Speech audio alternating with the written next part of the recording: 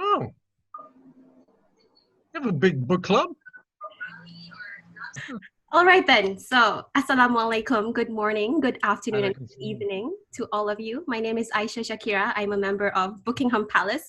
Do not ask me why the name is Buckingham Palace. We didn't think it was going to be big or anything. It was just very punny. So, thank you for joining us today. I'm looking at the participant list, and I see attendees from the United States, from the UK, from Australia, and I see a lot from the Asia Pacific region, primarily from my home country, Malaysia. So I'm joining from Malaysia. The local time here is 9 p.m. Now I'm starting to sound like a flight attendant, but I swear I'm not.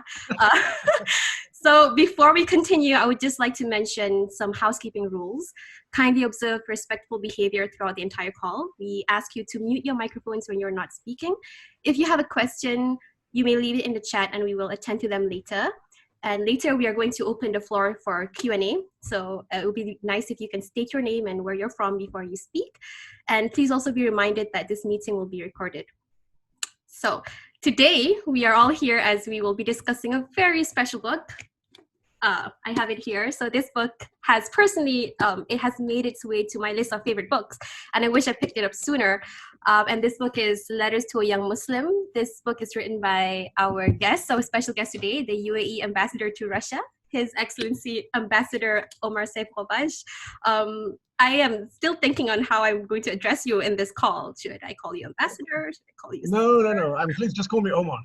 Omar? Oh, okay. I will call you Omar then. And as you may already know, today, we have our guest, Omar, alhamdulillah, that we met through Twitter. I love the internet, truly. To have him joining us is a big pleasure. So I would like to say welcome, Omar, to our humble virtual Thank you so much. book club discussion. So I would have one of my fellow book club members share the agenda so you can have an idea on what's going to happen in the next 1 hour. Anyway, moving on. In the past 2 weeks, the book club was tasked to read your book. And so I assume the majority of the people in this call today would know what the book is about, at least. And it's basically a set of letters written by the author, our guest today, to his son on how to deal with the challenges in the modern Muslim world. Maybe you would like to know if your sons have read the book? I like to know. Well, look, my younger son has read the book. He read the draft and then he read the book itself. My older son, I don't know, he's still teasing me. He hasn't told me whether he's read it or not. He carries it with him to certain places, but yeah, he hasn't revealed the truth yet. Well, that's good to know. I'm trying to ask my dad to write me a book. I mean, it would be complete. So before we go into the discussion, I would just like to turn it over to Omar, our ambassador, our guest, to perhaps deliver some opening remarks and kickstart our discussion today. Sure. Okay, great. Well, thank you so much. Oh, let me change the view so that I'm not looking at myself. Yeah. Just for a second, I had on the entire screen, it was just me, and I was like, no. First of all, can I say I'm so pleased that you're all here and that you were interested in the book. The book took a very long time to write, and at the same time, it took a very short time to write. I must have spent from the age of about 12 asking myself many of these questions, the questions that appear in the book. But for a very long time, I was afraid of analyzing them or thinking about them with a clear mind. In fact, I was afraid of coming to any conclusions on those questions. And I think, if you haven't read the book, well, there are questions about how history is written, how that history is then read, how we use our own personalities and our own personal histories to interpret the world around us. And then when it comes to issues around Islam and the kind of the foundation of Islam, how we then look at that from a lens that across 1,400 years and through all of the political and economic and psychological pressures of today to come up with anything that we can confidently say, yes, this is correct, this is true. There's another aspect that I was very concerned about, which was formal religion as presented by authorities versus what I felt was in accordance with humanity. And even that is a very, very big and difficult question, because there are some people I spoke to who denied that there was anything called humanity, that everything of value was in the text. And yet, there are lots of things that suggest that, the Prophet ﷺ, had a view that there is a space for religion and then there is a space for the world, and that there is a connection between the two, but they don't overlap 100%. So these, again, lots of difficult questions, and questions I didn't want to answer for myself, and let alone for anybody else. But I was then, by that time, I was 43 years old, and I was still in Russia. I left Russia 2 years ago, so I'm now based in Abu Dhabi, and I'm involved with culture and public diplomacy. So, but at 43, I asked myself, whether I really didn't want to answer these questions anymore. And 43 also coincided with the age at which my father died. And I realized how young I felt and how young he must have been on his last day. Growing up, I'd always looked at him as an ancient a man. And yet I realized at 43, he was just starting his life. He was just beginning. And unfortunately, it ended in violence. And so I went to my boss, the Crown Prince of Abu Dhabi, and I asked him, because I was a diplomat, you can't just go and publish things that you want. You really have to be in line with government guidance and coordination. And you need to, in the case of the Brits, if you want to write a book, you have to actually leave your post. You leave the foreign ministry, and then you're free to write. So I asked my boss for permission, and he said, yes, go for it. So I did. I went and I wrote it.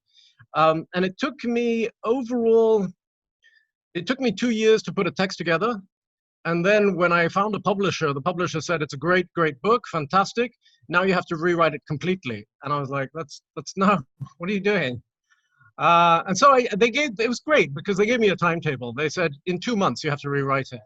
And so I did. And it was an intense 2 months, but it was a lot of fun as well. They helped me clarify. They clarify very, very clearly in simple terms what my position was and how I felt. Now, very importantly, I try not to impose a view on anybody in the book. I try, and you will notice that I don't make a single reference to one ayah of the Quran. And there's a very simple reason, because as I was growing up and I had questions, I would get either, an ayah that referred to jihad from one party, or an ayah referring to, accept all and don't impose any values on that.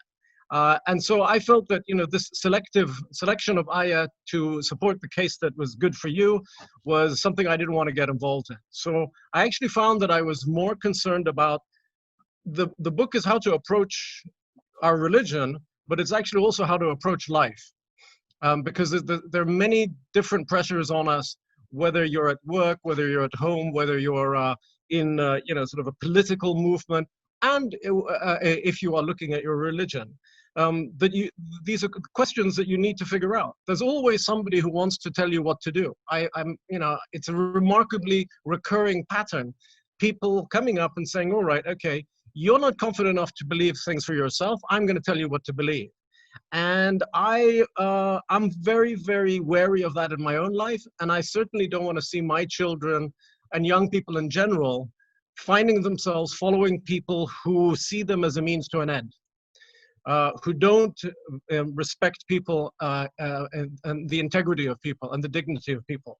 So the way you get to a stage where others will respect your dignity is by respecting it yourself, by recognizing that you have a right, just as anybody else, to form your own view. And I know that this, it can sound like, sort of self-help stuff in any Western bookshop, but it isn't. It's actually very, very important to understand, because within Islam, we have a very powerful force that says we must sacrifice everything for the ummah. But what people don't realize is that actually at the higher levels of the ummah, it's pure politics. It's pure power. And so that's when you come to that level and you begin to see, wait a second, this is not as honest and as ethical as I expected from a distance. Then I felt I need to at least make it clear to those around me, don't follow others if they're going to only use you, right? And actually in human nature, I find perhaps this is a bleak view, but it's very difficult to find people who are genuine in wanting the best for others. It's just, in some ways, it's too easy to take than to give. So I linked in a lot of the questions with the questions about my father, and in trying to build up an understanding of him, even though he only died in 1977. I have great difficulty in building up a clear picture of him. And in the same way, I then look at the life of the Prophet and I say, let's think about how history is written. If 1,400 years ago they were writing history and I can't get the facts today about my own father, then let's just be a little more forgiving of others who have a different view of the Prophet's life. And you know, that's not to weaken your faith, it's to expand it, I believe. It's to deepen it, it's to make it in a way not richer, but to show that faith is something that can vary in intensity, that can vary in focus, and that, you know, you don't need to think less of yourself just because you aren't focused on your faith 100% all the time, as some people like to tell us. I don't know how long I've spoken for, but I think that's probably kind of sums up a lot of the content. Let me see. Yeah, I've spoken for about 10 minutes, I think. Yeah. Still actually 2 more minutes if you want to say anything else. I mean. Oh, really? I mean, okay, for another 2 minutes, I can say that I wrote the book for my son, I have 2 sons, but I also wrote the book for myself because these were questions that pursued me everywhere I went. You know, there were times when I wanted to leave and go to another country and assume another identity and never have to worry about these issues again. But it's actually what happens is you take these issues with you wherever you go. And I think in interaction with other cultures, you begin to get a better idea of where your own culture is. You get a better idea of what is actually stable within it and what is changeable.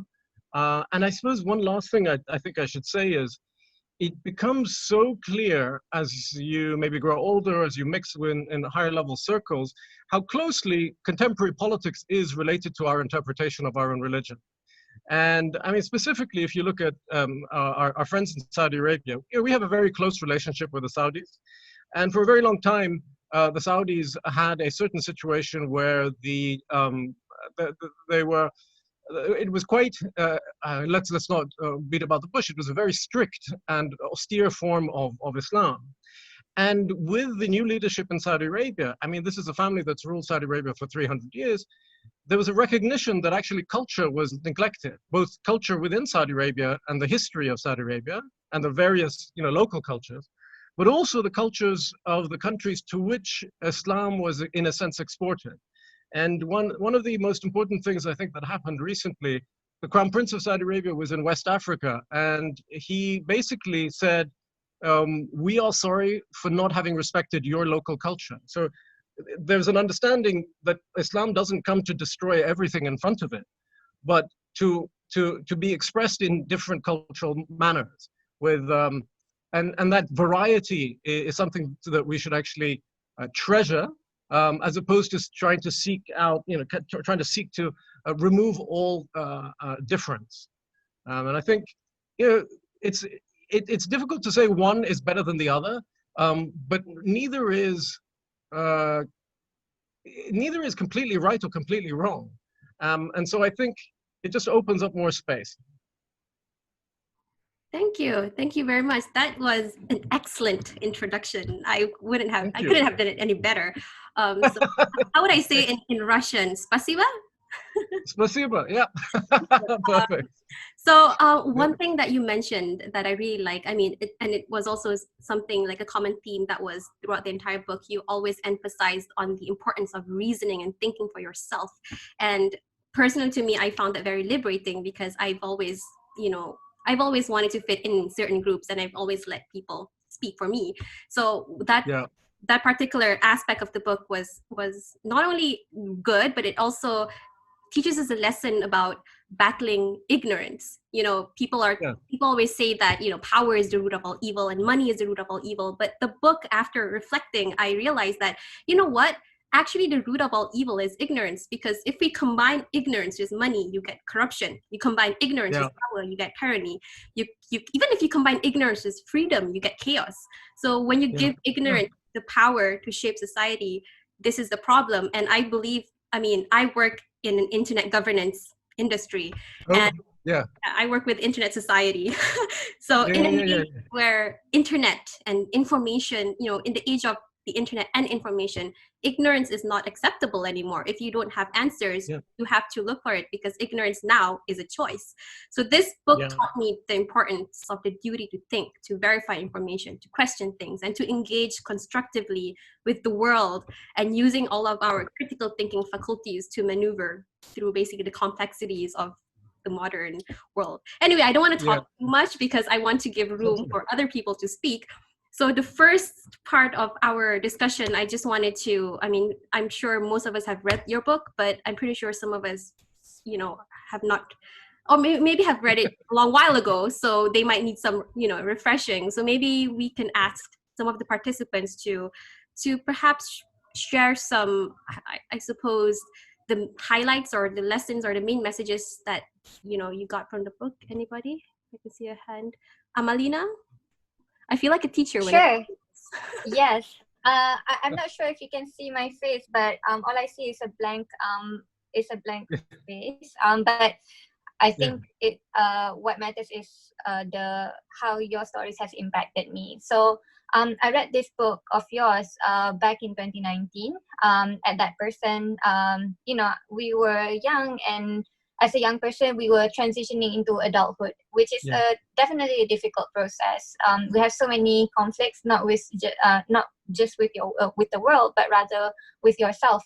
Most importantly, and along with the ideologies, and just constantly battling with guilt and traditions, because we're not because we don't feel like we might be dealing with moral guilt and conflicts. So basically this book really helps young Muslims to navigate through adolescence in this complicated world of uncertainties and also discrimination. And I think it's very important that you address the issues that many of us really ask. And I think even you mentioned just now, you have these questions yourself when you were growing up, and there's not a lot of people who actually address this. So I'm very grateful for that. So this book talks about current issues, and I am always so pleased when I hear your personal stories when you were growing up, and the fact that you had to deal with such a tragedy at such a young age, and how you deal with that. And I think it's also important that you help us understand the context and how to apply our faith and the text in the 21st century. So I think that's mostly from my part, and I just want to share, if you don't mind, some of the quotes that I feel resonated most with me. I think in chapter 7, page 68, you mentioned that I think you also mentioned this earlier, but life is diverse. Living is to live with difference. Anyone telling you that difference should be stamped out is stamping out life. Those people insisting that there are black and white answers to the difficult questions are stamping out the diversity that is inherent in life. And I think that's very important to me, because you talked about culture and how I think culture is also ingrained in our faith as well, and how we practice our faith. So I think that is that's one of the things that resonated most with me. Thank you so much, Aisyah. Thank you so much. Can I respond? Yeah, sure, definitely. Go ahead. Yes, please. The issue of diversity, it's really interesting because it keeps coming up. I was having a discussion a couple of days ago with some people about a national identity, and it's funny because in the Emirates now, I think I got to double check, but I think the statistics are 53% of marriages are between Emiratis and foreigners. And when we try to build this kind of a national identity that says, this is what you look like, this is what you think, these are the things that you say, this is the way you pronounce your words, and this is how you worship, all of a sudden we're going to discover in 15 to 20 years that we have diversity, which is from one end of the world to the other. So we have Emiratis now who are half American. We have I'm in touch with an Emirati who is half Chinese.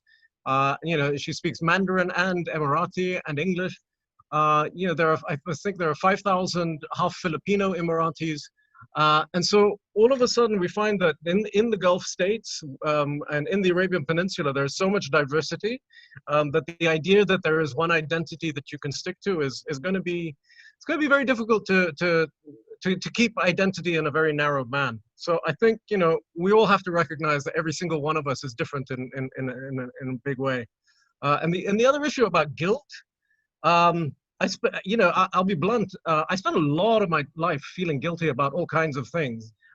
You'll find that you'll feel guilty about religious instructions, religious rules, ethical issues, but that guilt then, you know, transfers into stuff that has nothing to do with religion. And you really have to fight it because it's not a healthy emotion to go through. And guilt has really not done anything positive in my life. It hasn't made me a better person ethically, and it hasn't made me a better person in terms of the work that I do. You know, investigate the source of your guilt, investigate whether it really makes sense in the wider scheme of things, and just think about whether there's any way in which you can remove it from your life and think about just living without guilt. It doesn't mean that you're a bad person if you don't feel guilty. Thank you. Thank you.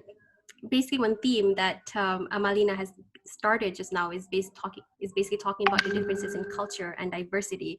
So we have one member in our book club who is married to someone from a different, like a completely different culture, and you know, I think it would be nice to hear from her because she also read the book, and maybe we did have a discussion before, and basically how the book ties in with like her experiences. So maybe Kamal Hasni, if you want to mention something. Hello, Assalamualaikum everyone. Hi. Hi Omar, very nice to meet you. Thank you so much for joining us today. Thank you. Yes, so I wanted to talk about one chapter in particular that I resonated with. I mean, I resonate with a lot of the chapters that you wrote, but one that I would like to highlight today is the one called What is True Islam? And I really like, this is on page 76 if anyone's reading this edition. I really like that you wrote that we should consider the idea that Islam's truth expresses itself differently in different cultures, in different geographies, and in different times. And I think that this idea should be talked about more, especially in Muslim majority countries. I can speak, I think, so I'm Malaysian and I'm living in the UK now, and my husband is British Pakistani. So I think I can speak on behalf of, I guess, the Muslim majority country being Malaysia. I do think that this kind of concept should be talked about more in Muslim majority countries, because I feel like these countries, sometimes they take the more black and white approach to Islam, and they're not very open to consider differences in how Muslims may choose to express themselves differently. For example, they're sometimes very quick to judge, and they put labels on you. They tell you what's right and what's wrong.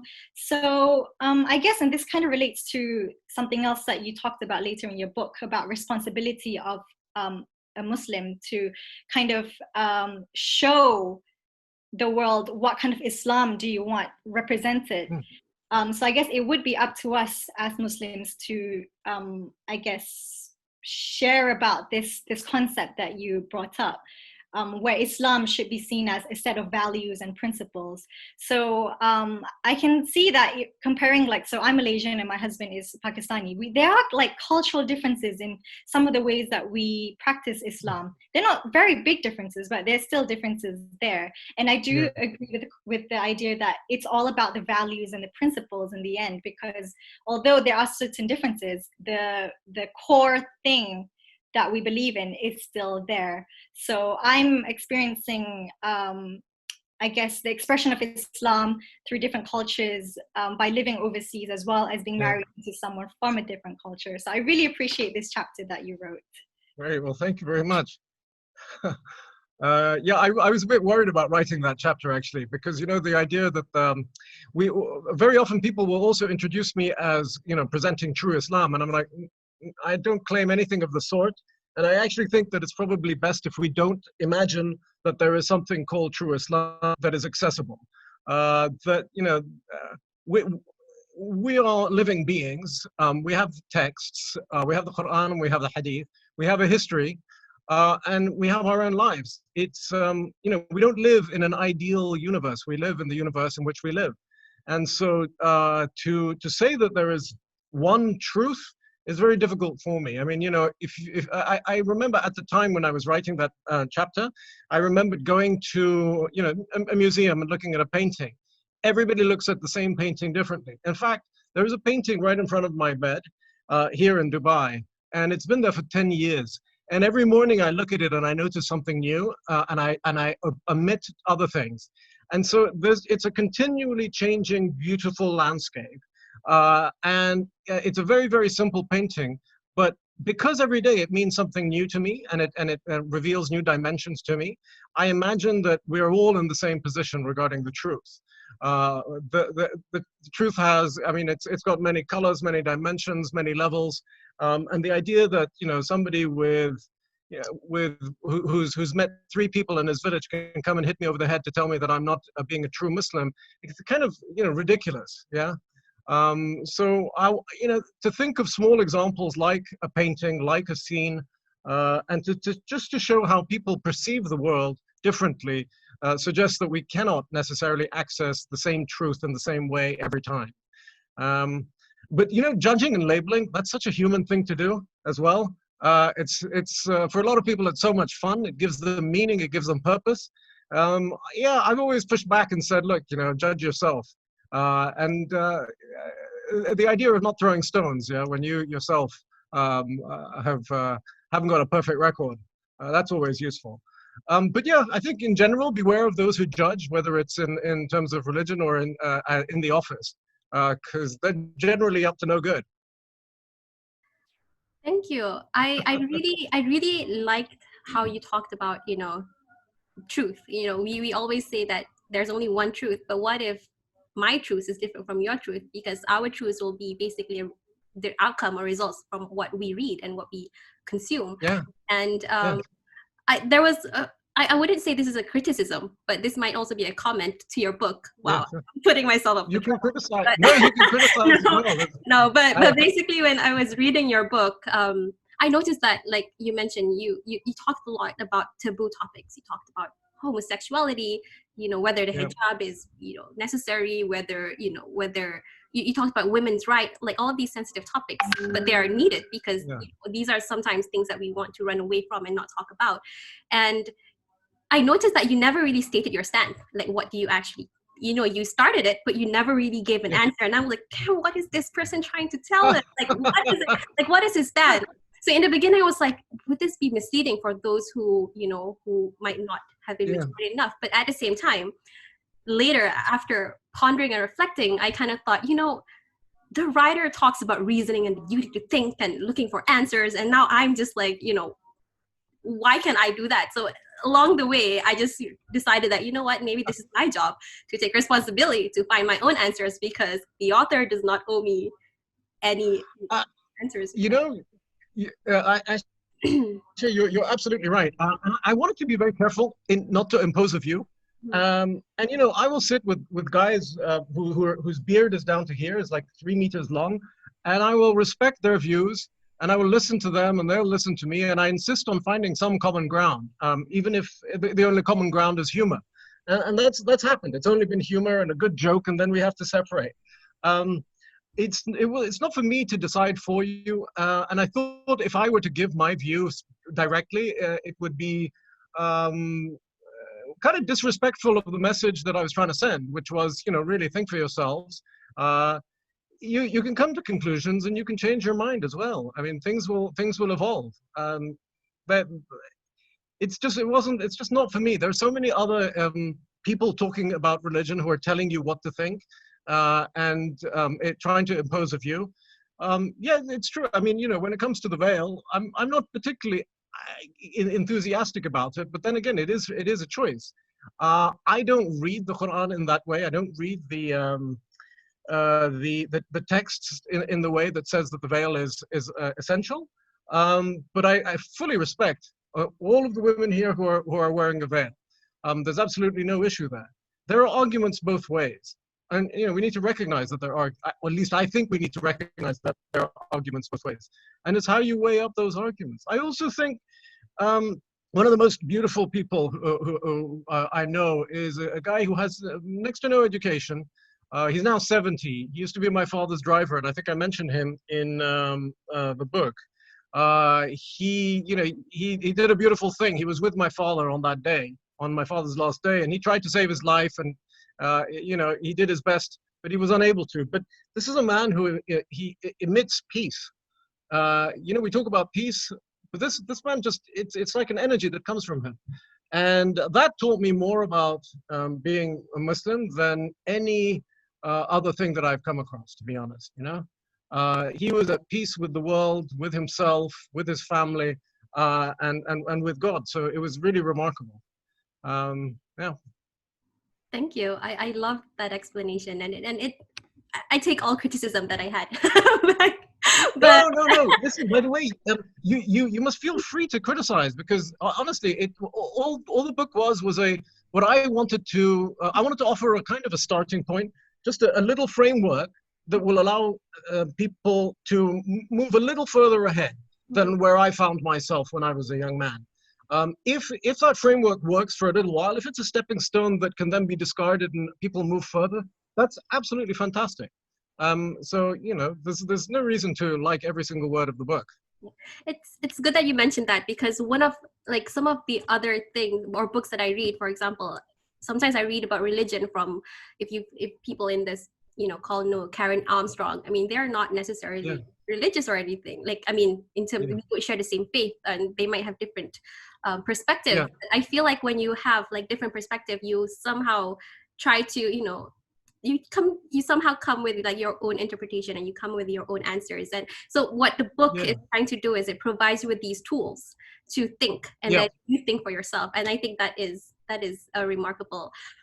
Okay, so I don't want to talk too much. I'm going to pass the floor to you mentioned Karen Armstrong. Can I say just it's something very interesting that's going on. The world seems to revolve around stories, and who can tell a better story. And people like Karen Armstrong, even though she's I don't know if she's still a Christian, but she certainly was a Christian, and she's brought up in the faith. And people like Leslie Hazelton as well, who's written a lot about Islam. It's very interesting. They write about Islam in a way, the narrative pulls you in, and they humanize it, and they provide ideas as to why actions were taken in a way so they tell our story better than we are telling the story ourselves. We are still used to a very traditional form of storytelling, which doesn't quite click with the way I'm assuming you and I think. We're used to Hollywood, we're used to the Western novels, we're used to a certain quality of storytelling. And I know a number of Muslims who have said to me that Karen Armstrong and Leslie Hazelton, in spite of their background, have had a very powerful effect on their own faith and in strengthening it, actually. And that's something that I want us to think about as Muslims. Who is writing the story of Islam? Who is defining the way Islam is projected? If you look at the Western Europe and the US, where there's much greater diversity of thought and much greater kind of a battle, a marketplace of ideas, you'll find that there are key ideas being developed within Islam by people who have converted to Islam. So who's going to lead Islam in the 21st century? Is it going to be indigenous, original Muslims, or is it going to be entrance into Islam, which is fine, but bringing in all kinds of interesting influences? Where do we want to be? That's a question for me. Yeah, that's actually a really good question. I feel like, even if you go on Netflix, or a lot of stories, even if it's not on Islam, we do not produce our own stories. We do not invest in arts enough to share our stories, which is unfortunate. But there's a surprise for you at the end of this call, but I'm not going to get there yet. I'm really bad at keeping surprises, so I'm just gonna give you a little trailer there. So now what I'm going to do is I'm going to shut up, and I'm going to give the floor for other people. We have a lot of really amazing people in the call today. Omar, we have YouTubers, we have social media influencers, we have lawyers, we have doctors, we have, I see just so many people, and they're all young. Oh, wait, I also have my dad here. So, oh, wow, dad. Just for the record, Omar wrote a book for, his children. So you know where I'm going with this, but anyway. Okay, so now I'm just going to pass the floor to Nabila. She will be handling and leading the question and answers. Sure. So, Nabila, over to you.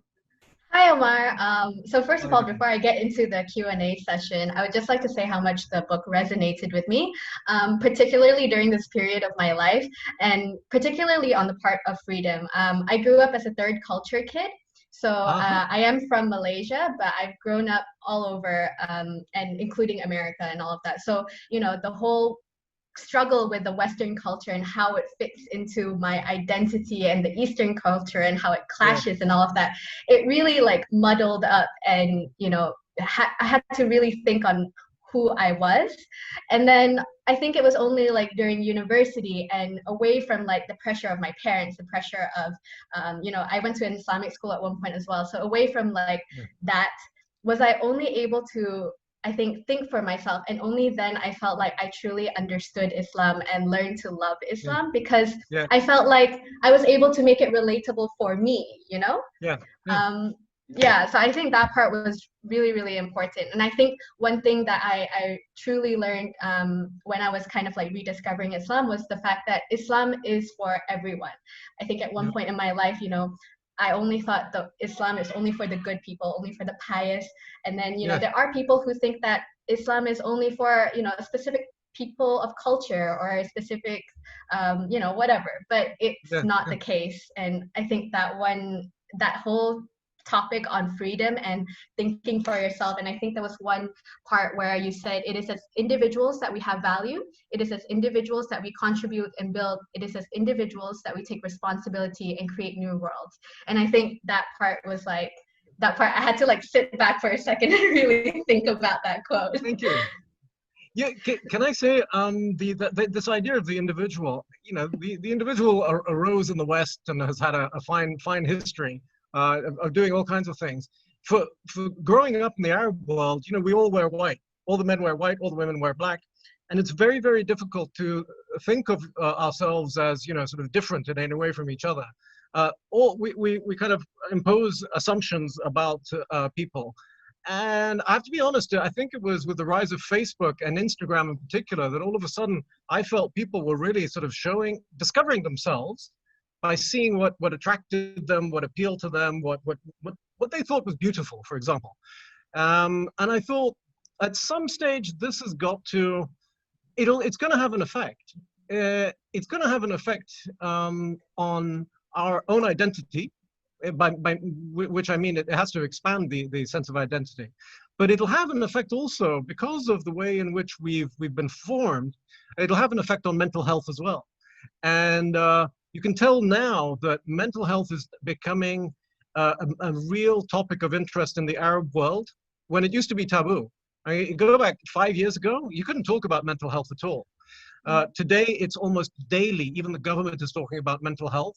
And now once you start talking about mental health, it's both a communal issue and also an individual issue. You have to recognize the individual if you're going to tackle mental health. That's all I wanted to say. Yeah, that's really great. So I actually had a few people asking the same question, so I'm just going to ask that question on their behalf. Sure. They said that this is rather a hypothetical question, but as a female Muslim, we're faced with so many different challenges and difficulties living in this 21st century, which can be a different experience, I mean, compared to like men. So we were wondering, if you had a daughter, would you have had any additional or its significant topics or advice that you would have added in? Well, since I wrote the book, I now have 2 daughters. Okay. I have 2 baby girls. They're twins, and they're just over 2 years old. And I look at them every day and I think, how will I protect them from the things I know are coming? And how will I make sure that they live with self-respect and decency? And, you know, I'm sure it's going to be tough. But I will lean more towards pushing them to think for themselves within, you know, hopefully the cultural framework that I offer them with my wife. But you know, ultimately people have to make up their own minds. And I think when you have children, you realize that although you think you own your child, you don't. That child is not yours. The only thing that you can do is, because out of love, you try to guide as well as possible. And you'll find that they have to make their own mistakes. I think, yeah, I would be very, very careful about making sure they have, again, self-respect and dignity. And we're also lucky in the Emirates because women in the Emirates have a much bigger role to play than women, I think, in many other countries, including in Western Europe. There are so many women who are in positions of power and responsibility here that it's quite astonishing. I think a third of our cabinet is female, yeah, it's just fantastic. So we already within the Emirates, we have a culture of empowering men and women. But you know what? I can't help thinking that our leadership is more interested in empowering women. Why? That's great. I don't know. But that's great. It gives opportunities as well and a different perspective, I guess. Absolutely, yeah. So now I'm going to open the floor, questions to the floor. So I think Hannah Yusuf, you mentioned that you had a question that you wanted to ask. Somebody has written Khalil Gibran. Yeah, you're absolutely right. Your children are not your children. That's me.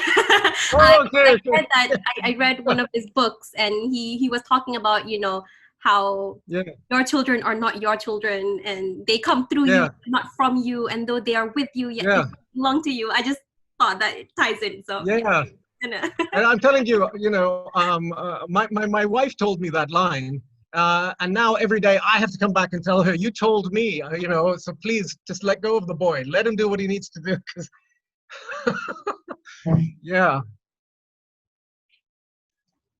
So Hannah, you can proceed. Hi, Omar. Hi. So I'm part of the Bookinghams book club.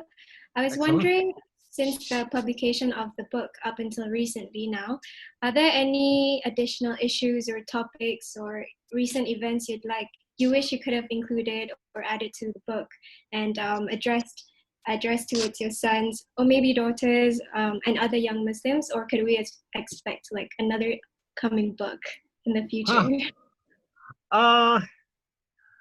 Well, I suppose that's a question I have to ask you all. Do you think, how many things do you think I missed out and that I should have talked about?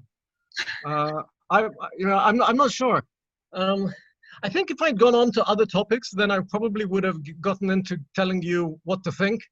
I think I kind of covered the major issues. There was only one issue that I had written about, but my publishers didn't felt that it was too sensitive and too sensitive to talk about, and it was anti-Semitism, which for me is kind of for me it's a critical matter within our religion, and it's something that I continue to think about on a daily basis because I keep coming across references, both religious and non-religious references to the Jews. And for me, it's very, very difficult to accept that I must hate blindly an entire race or entire sect or entire group. It doesn't make sense to me. I mean, even to be told to hate is a very strange thing. But then to be told to hate and condemn an entire race is something that, for me, doesn't make sense. So I did write about it in the original version. And I tried to explain, I tried to think about the issue of anti-Semitism as a historical incident that was not generalized. I mean, at the time of the Prophet, yes, tribes took common responsibility for their leaders. And so in that sense, even in today's Middle East, you'll find that an entire tribe is condemned for the decisions of a few. So that's a very cultural thing. But does that cultural aspect translate into the 21st century, condemning an entire race? I don't think so. I think it's actually something we need to think about, because it clashes with the whole idea of personal responsibility. Yeah, you condemn a race, but you think of personal responsibility. For me, I prefer that we think about others and judge them on their individual histories. I also think that it's very difficult to talk about tolerance and acceptance when we tolerate and accept for this one group. And it's like, so it's a conundrum. It's a very difficult one. I haven't fully taken it on. And I don't think at the time when I wrote that chapter that it was fully formed in my mind. But I certainly talked about it in interviews when I was being interviewed in the US about the book. There is actually what the anti-Semitism that I have come across in my life has led to me to defend people who are Jewish wherever they are, including in the Emirates. So there is a rabbi here that I'm very friendly with. I will make sure that he is untouched. And I now know that, we also have laws here that defend against any kind of, whether it's anti-Semitism or any kind of bigotry of that kind. I don't know if bigotry is the right word, actually. Yeah. So I mean, anti-Semitism would have been the one issue I would have included in the book, which I didn't. See, then, thank you. All right. I would like to open it back up to the floor if anyone has any questions. Maybe Aida Azleh, if you're in the call, if you have any additional questions that you would like to ask Mr. Omar. Okay, I see. Hi guys. Sorry, assalamualaikum. Hi. I've just been listening in and I'm really enjoying just being an audience for now. But alhamdulillah, it's been a really fruitful discussion and I've learned so much. And I just wanted to hear from you guys because it is letters to young Muslim. I don't consider myself young more. I'm I'm almost in my mid-30s, so I'm really enjoying like the vibrancy of the discussion. I'm 49. You are very young, Mr. Omar. I consider myself young. I feel like I'm a 12-year-old. Yeah, but thank you so much for doing this. Yeah, I'm really enjoying it. So over to you guys. I just wanted to add a little bit from Aida. Aida is a very respectful figure in the youth community, and also she has a project called Tuesday Love Letters where she will email people, and this has been going on for I think the past 1 year or so. 1 year. It's been 7 years. 7 years. Yeah. Would you like to share a little bit about that, Aida, perhaps? Oh no. Sure. So I started writing a newsletter, and it was just a side hustle thing that I thought, like, why not just, since I love to blab, why don't I just share my thoughts onto a community? And at first I only had like, I don't know, less than 100 people subscribe to that newsletter. But I've always wrote it for myself because I don't feel like my ideas or my thoughts should be imposed onto anyone.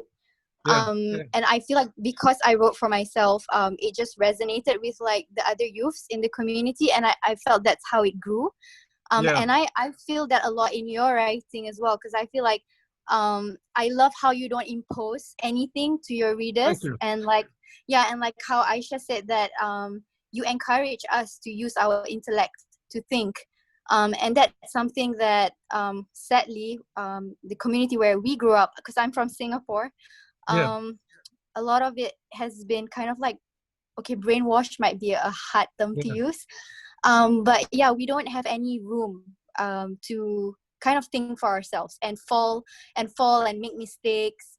It's something that in our Asian culture is frowned upon, but I think it's changing, alhamdulillah. So so I just write these newsletters. I just put my thoughts out there, and it's been 7 years, alhamdulillah. Alhamdulillah, that's amazing. And I think she has like hundreds of thousands of people following her amazing newsletter. I like how what the two of you have in common is that both of you use the word letters. So you're giving letters to people. I love this. In the age of people give email, like you'll give letters. So that's very nice. I think letters have this like intimacy, like an idea of it being personal and intimate, and not so much like an essay or an email, which is kind of like cold, and letters seems very warm. Yeah, you're right. Yeah. Thank you. Wonderful. Thank you. Over to you, Nabs. I think I also saw Elisa, one of our members, wanted to ask a question. She raised her hand just now. Yeah, hello, Assalamualaikum, Mr. Omar. My name is Elisa. I'm currently in Kuala Lumpur, Malaysia.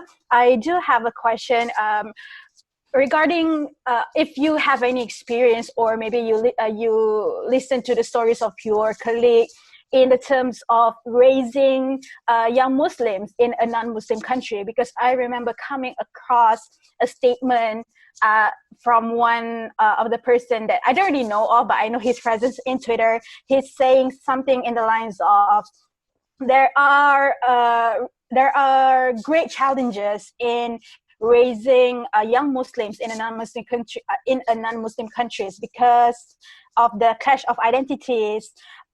So most of them just live the Islam only by the name, but not in the culture of what they are doing. So do you have any experience? And if so, can you share what are the other challenges, or maybe the solution that in that kind of situation?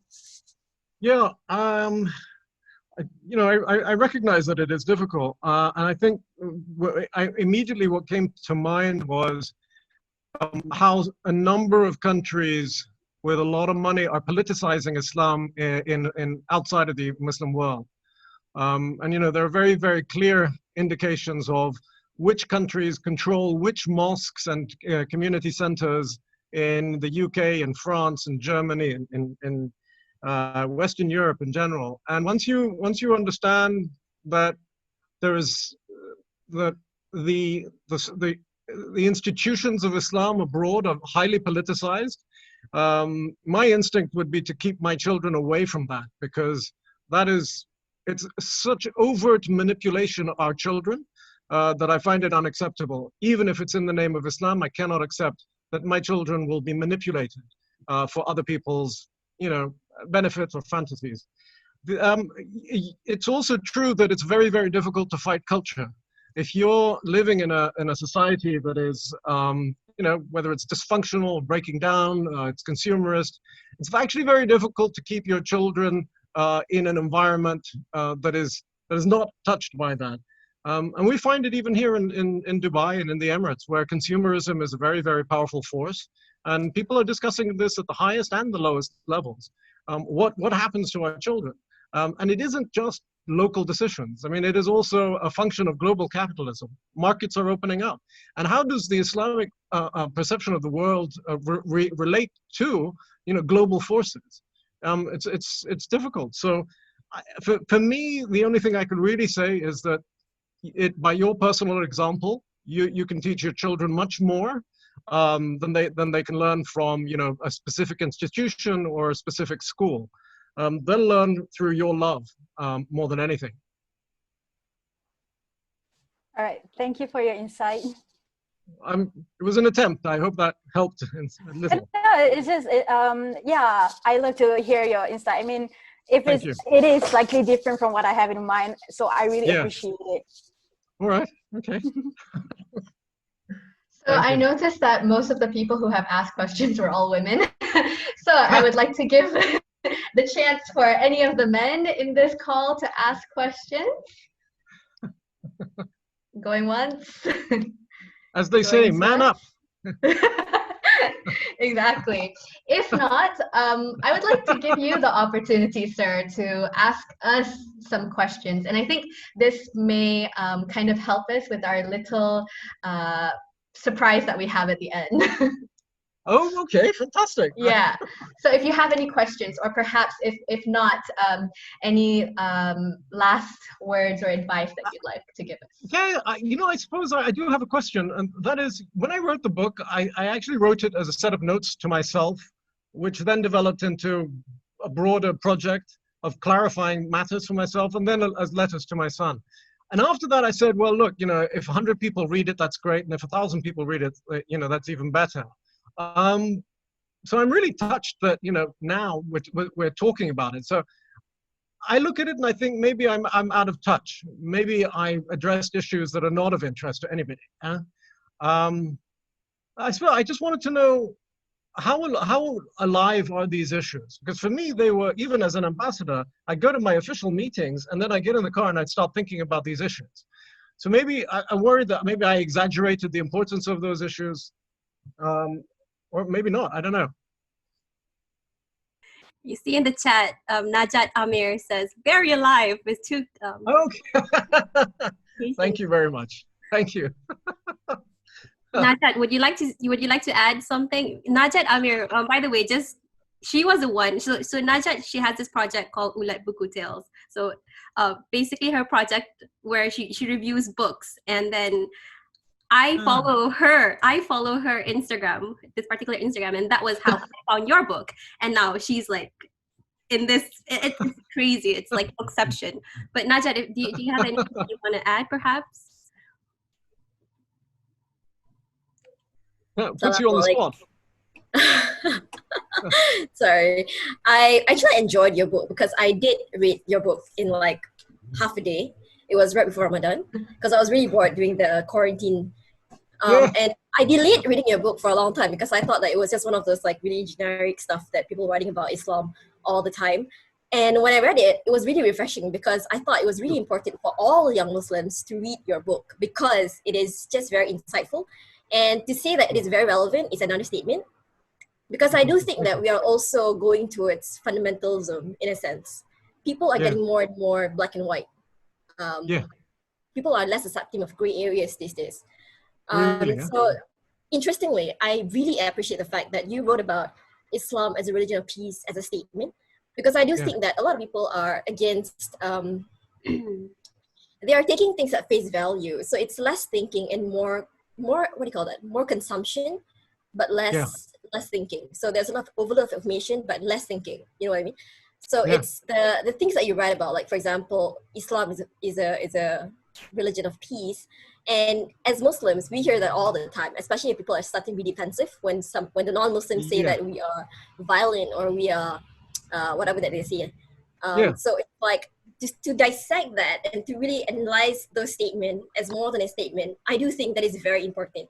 And when I was writing my review of your book on my page, I was thinking to myself, like, how do I make this concise and just want to express this? Because this is really important. We use this statement so many times, and I don't think people think beyond that anymore. It's like what do you call that? A mouthpiece? No, what's that? Yeah, it's like almost a slogan, like a cliche.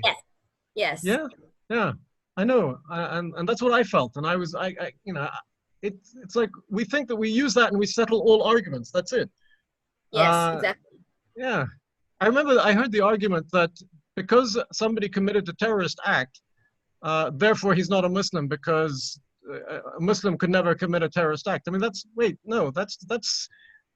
having your cake and eating it too. That's defining yourself out of the problem. Yeah.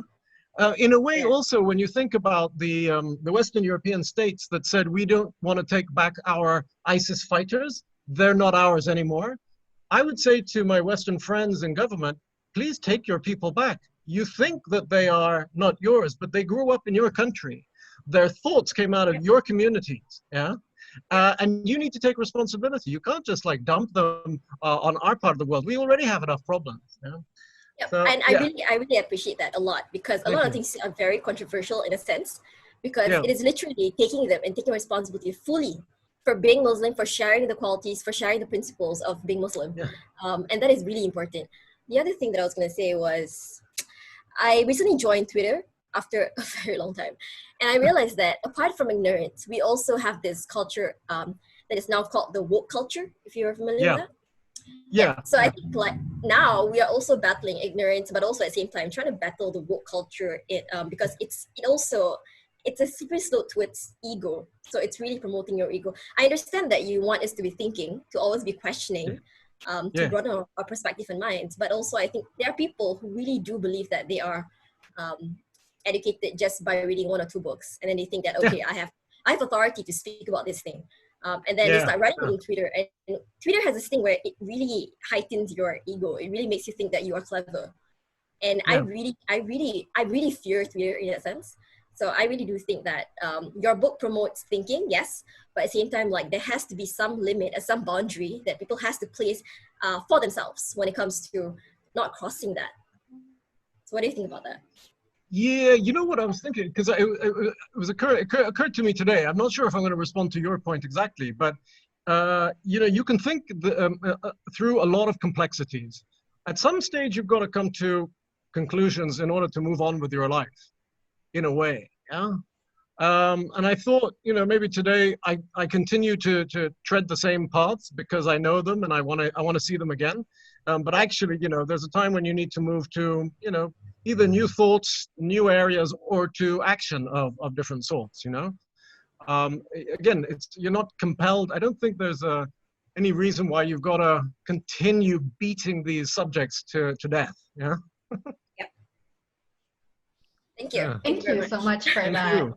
I just realized that we're running a little bit late, but we're having such a fruitful discussion. It's a little bit difficult. Do you mind if we go slightly over time, Omar? No, I'm fine. I'm yours. Oh, okay. Yeah. All right, great. Yeah. I just saw a question that kind of relates back to your question on in the chat. We tend to dismiss the importance of actually practicing Islam in solving current ongoing stigmas like rape and discrimination. Why do you think people dissect or disconnect Islam from those kind of issues or morals? Yeah, I mean, it's a very good question. It's a question that kind of appeared in a different form for me. I was, you know, speaking to people about artificial intelligence. And, you know, what kind of ethics will govern artificial intelligence? And so I asked a number of people here who are involved in artificial intelligence at a global level, well, you know, what about Islamic ethics? How does that come into it? How does that interact? And the reality is unfortunate that we haven't, either we haven't developed our own understanding of our own ethics in a way that is relevant for the technological age, or we don't know how to interpret it in a way that others will understand. You know, the idea of values and principles is fairly clear, and that's for me it's a more Western approach. It's one of the things I tried to do in my book was to say, you keep giving me the rule, but you don't give me the principle behind the rule. You keep changing the rules, but you're not giving me the reasons, the solid, you know, the ground, the base for that. And I came up with my answer to that was basically two answers. One, perhaps we don't have principles at work in Islamic ethics.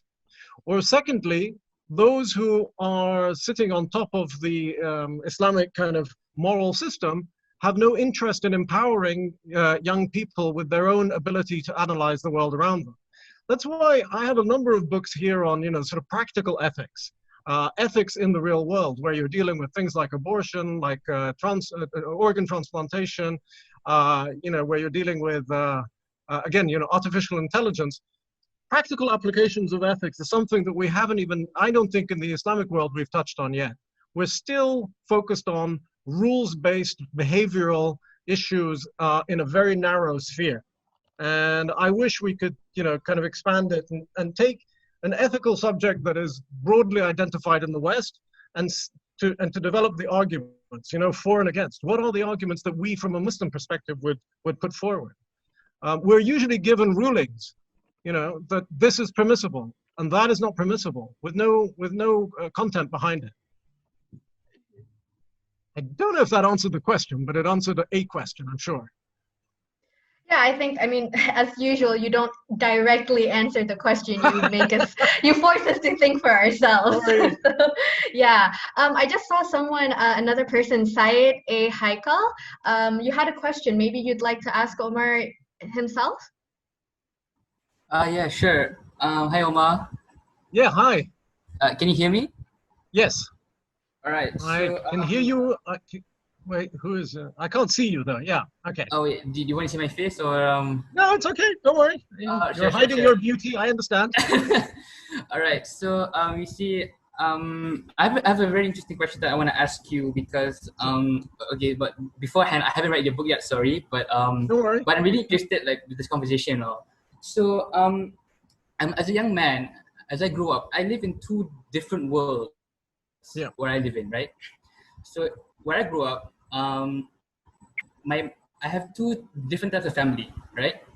One has a liberal way of thinking of Islam, and another way has a conservative way of reading Islam, right? Yeah. And also, as I grew up, I was going to school, and I see like a lot of people seeing that they didn't really take Islam seriously. They didn't really take it critically, right?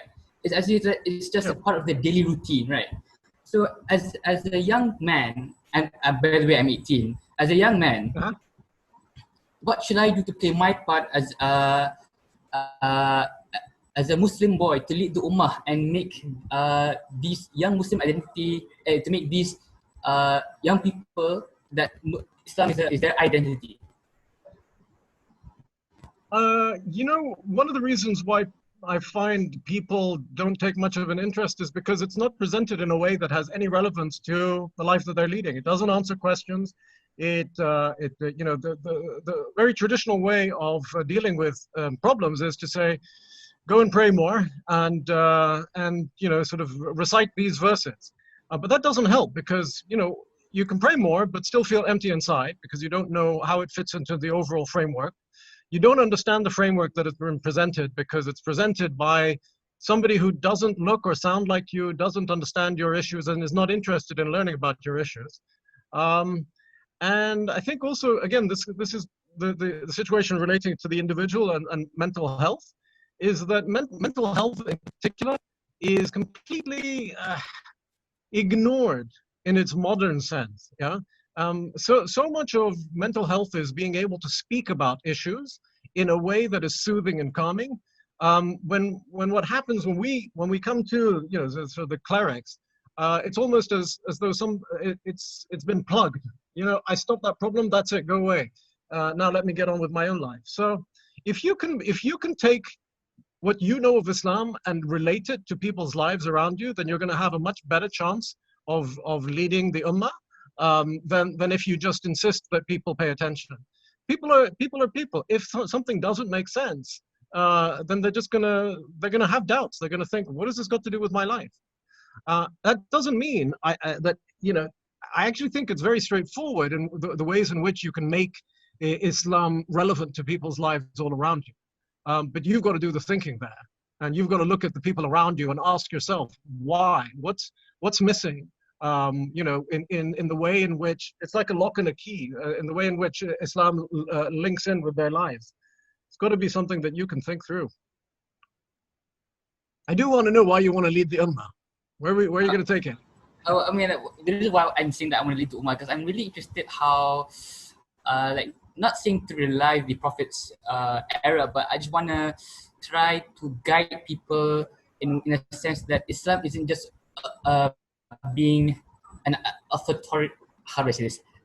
Is spoon-fed. Yeah, that's what I'm saying. Because where I grew up, because I'm living in Malaysia, and you know, like, what I've been told that there's some things that you have to understand and, you know, don't question, right?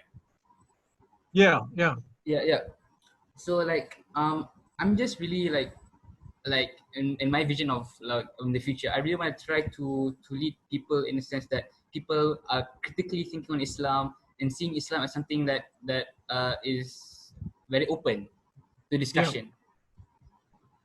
Well, then that's completely in your hands. Then sounds great. Yeah, but like, you know, I'm still learning because like because hearing these conversations, I feel like there's a lot of things that I still don't know and I still haven't thought critically, and I'm amazed by how philosophical it has gotten in the part of the conversation. Yeah, well, you know, that's another thing that I've taken up quite seriously, the idea of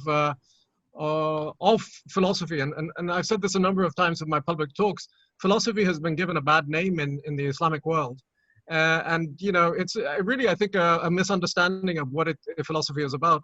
It's critical thinking using words. You know, it's just like mathematics, but not with numbers, with words.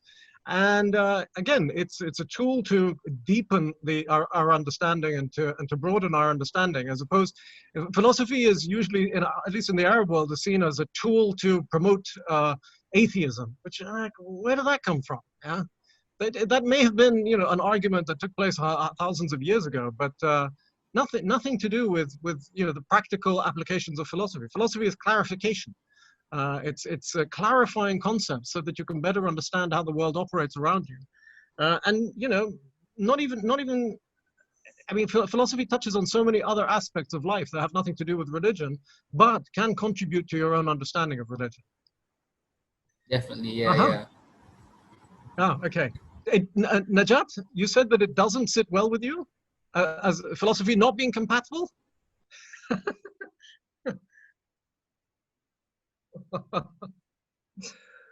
I'm on mute, all right.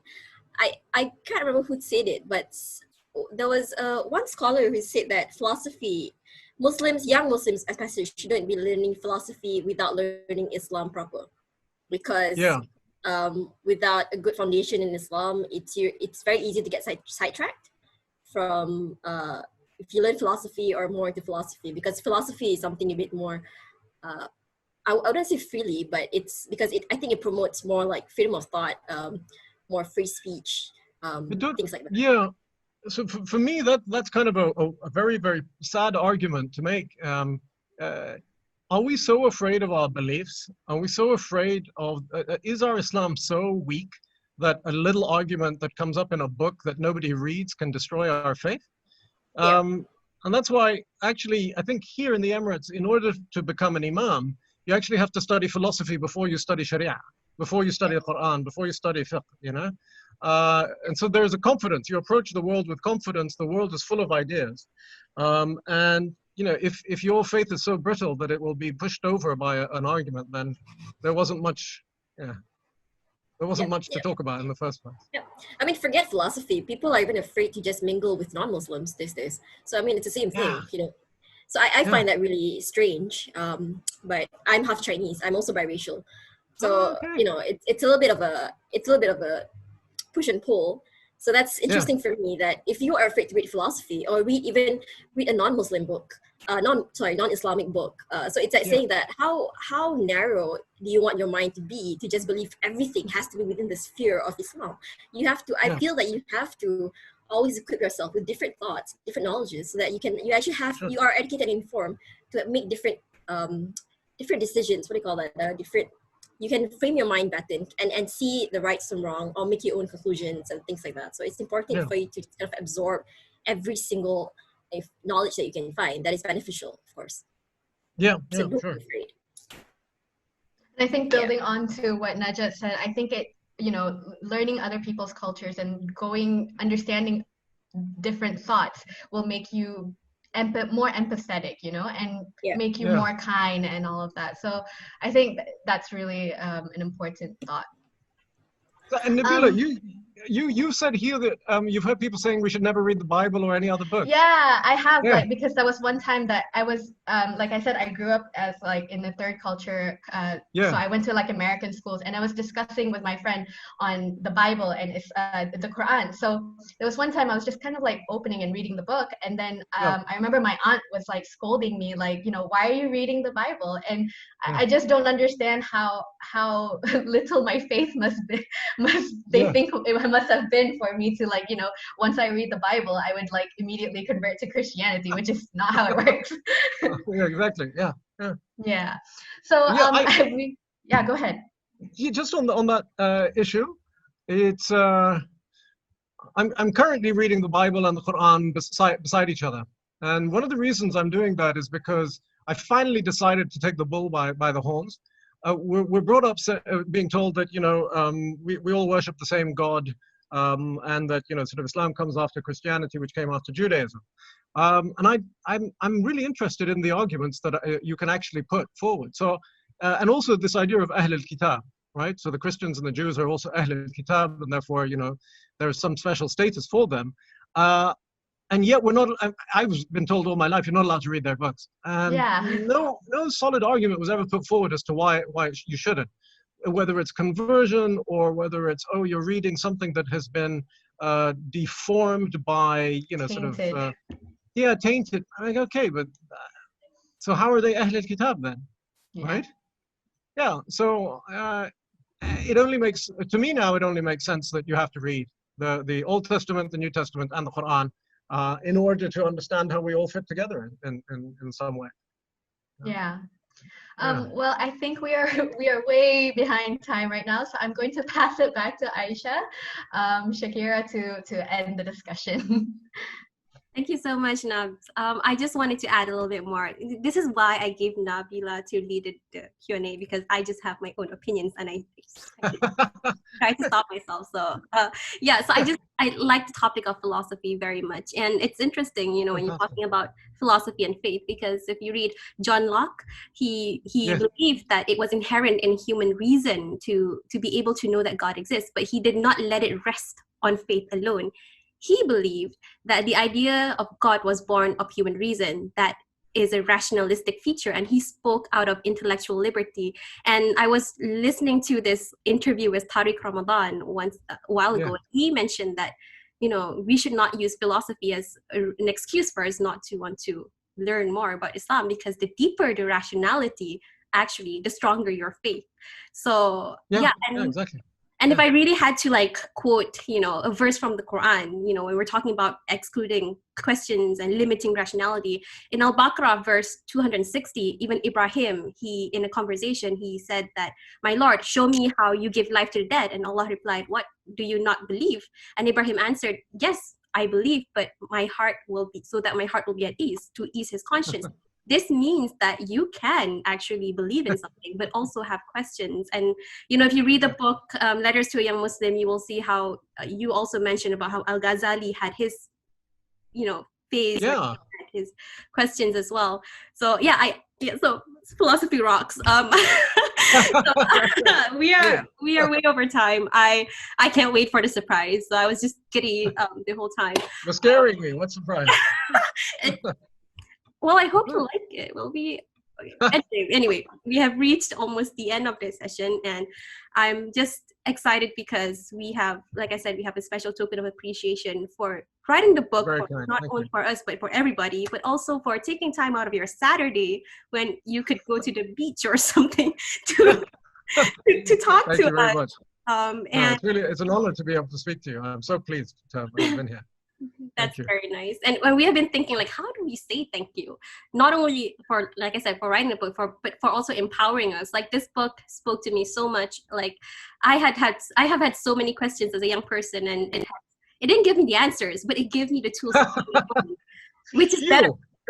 Which is even better. And when we were deciding on what to give you, we were like, so you mentioned about taking responsibility, but you also mentioned about developing visual arts, fostering a way for the Muslim youth to express themselves and share their story. As such, we have decided to respond to your book. And the thing is about letters, like I said, you need to get a reply. And as a token of appreciation, we would like to present you with, Hannah, can you please share the screen? Can you see? That's fantastic. So in the next few weeks, we will be collecting letters from young Muslims from all around the world, where they will be sharing thoughts and their experiences. And basically, you know, we don't want the conversation to end here, and it will also make, you know, keep us busy and give us something to do so that our book club will be more sustainable. But yeah, and I would just like to invite everyone in the chat, in the call today, to submit your stories. We will share with you the details through email. But yeah, this is our small present to you. We wish we had something more, but no, this is a fantastic idea and a fantastic present. Really, you made my hair stand. Really, that's so wonderful. So yeah, we have reached the end. So I am going to pass it to you one more time to basically wrap up and leave us with some advice and the last few words before we say goodbye. Well, I just want to say I'm so pleased that I was on Twitter that day and that I came across your praise of my book, and then that this happened. I love it. I mean, this is the beauty of COVID, I suppose. You know, because I would never have known how to go on Zoom. You know, a few months ago, it would have been like so strange. But I feel an immediate connection with all of you, and it's really very, very touching. And I'm really, really honored. You guys have been absolutely amazing. There weren't enough criticisms, unfortunately, but hopefully in the letters something will come back. Yeah. I hope to meet you all one day when things are better. Inshallah. Can we go visit your place whenever travel bans are like lifted? Yes, please do. Absolutely. Absolutely, with pleasure. Thank you all so much.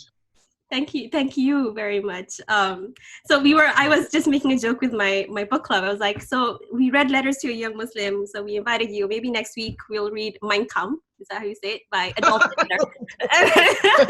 And then maybe have a session with him. I don't know how that's going to happen. It's a little joke. But anyway, thank you again very much. Thank you very much. Before we end, we would like to take I don't know how this works, but we would like to take a photo with everyone. If you have the book with you, let's just put it up and hold it like this. And if you please don't send have me the that book, photo. yeah, we will. We will tweet it because that's how we got to know each other. Oh, brilliant, brilliant. Thank you so much. So, if you have the photo, if you have the book, let's just put it up and take a group photo with your book. And more people have come on all of a sudden, huh? All right, so let's just hold it up for a few seconds. And Hassia, you're in Venice, I see. Was it Venice? Yeah. Sorry. Thank you very much, everybody. And Omar, you have been just amazing and brilliant. We can't wait to talk to you again after your next book. Inshallah. Inshallah. Thank you very much. Yeah. And I hope everyone will have a good day. Follow us on Bookinghams for more updates on Instagram. That's the only thing we have for now since we're very new. But yes, I'll see all of you and I'll talk to you soon. Bye, everybody. Thank you. Bye-bye. Bye-bye. Bye.